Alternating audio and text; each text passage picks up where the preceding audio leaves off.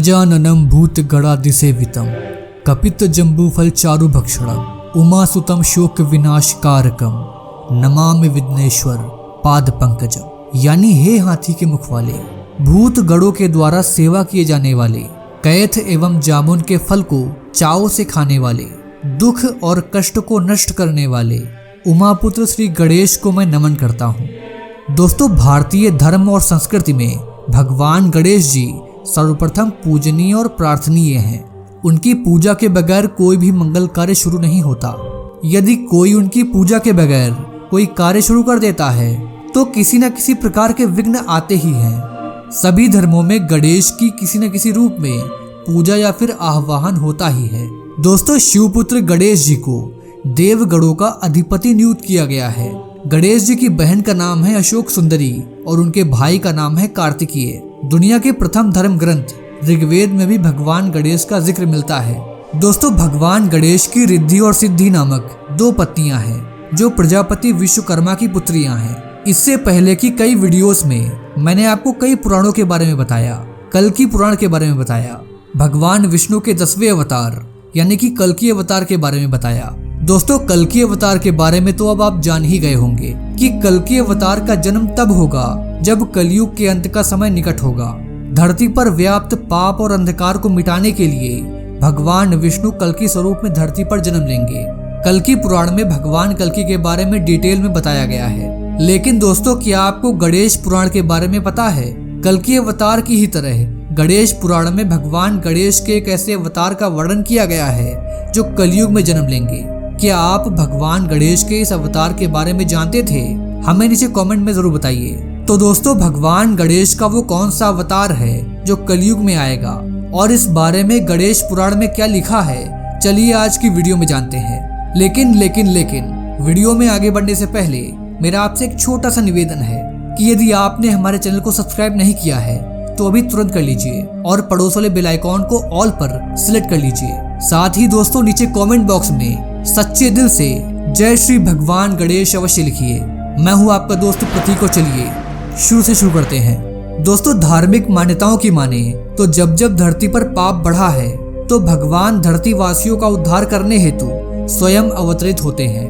भगवान विष्णु के कई सारे अवतारों का वर्णन धर्म शास्त्रों में मिलता है। यहाँ तक कि पुराणों में कलयुग के अंत में भगवान विष्णु के कल्कि अवतार का भी उल्लेख किया गया है। साथ ही भगवान गणेश के कलयुग में अवतार लेने की बात भी पुराणों में लिखी गई है, जिसके अनुसार धरती पर जब घोर कलयुग होगा, चारों तरफ अधर्म के कारण हाहाकार मचा होगा, तभी गणपति धरती पर अवतरित होंगे और दुष्टों का संहार कर धरती को पाप मुक्त बनाएंगे, जिसके साथ सतयुग की शुरुआत होगी।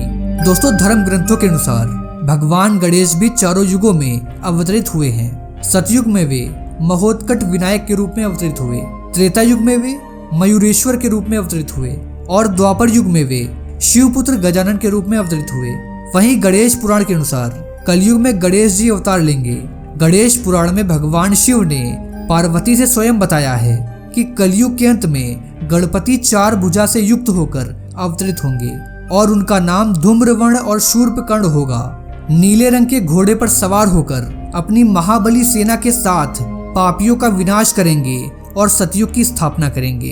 दोस्तों, इस रूप में अनेक हाथों में खड्ग होगी। साथ ही वे अपनी इच्छा से सेना और अस्त्रों शस्त्रों को उत्पन्न करेंगे। कलयुग में बढ़ते अधर्म और पापियों के बढ़ते मनोबल को देख गणपति के नेत्रों में क्रोध भरा होगा, जिससे उनके शूर्पकर्ण आंखों से अग्नि की वर्षा होगी। ऐसे में पापियों और अधर्मियों का नाश करने के बाद गणेश जी का क्रोध शांत होगा। ऐसे में दुष्टों के भय से पर्वतों की कंदराओं में छुपे हुए साधु संतों को भगवान गणेश अपनी कृपा प्रदान करेंगे और उनकी कृपा से ये साधुजन पुनः धर्म की स्थापना करेंगे।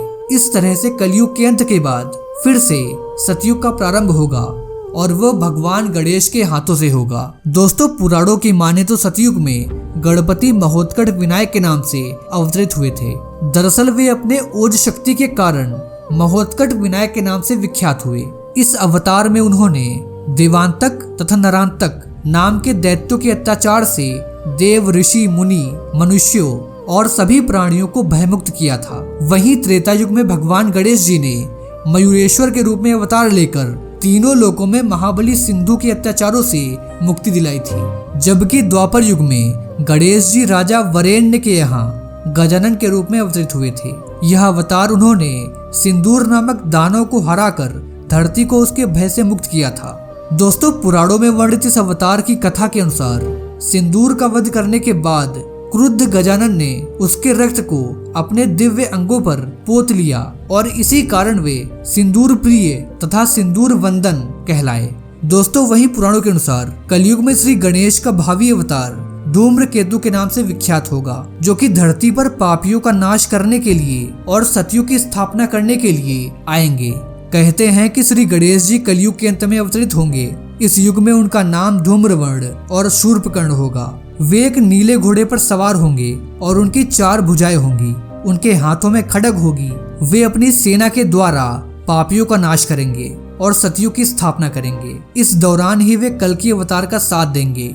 दोस्तों, क्या आप जानते हैं कि हमारे देश में एक ऐसी दिव्य जगह मौजूद है जहां के बारे में माना जाता है कि कभी यहां पर देवता वास करते थे। यही नहीं, इसी जगह पर एक ऐसा दरवाजा भी है जिसके बारे में कहा जाता है कि इसे पार करने वाला सीधे सशरीर स्वर्ग चला जाता है। ये एक ऐसी गुफा है जिसका वर्णन स्कंद पुराण की मानस खंड में भी किया गया है।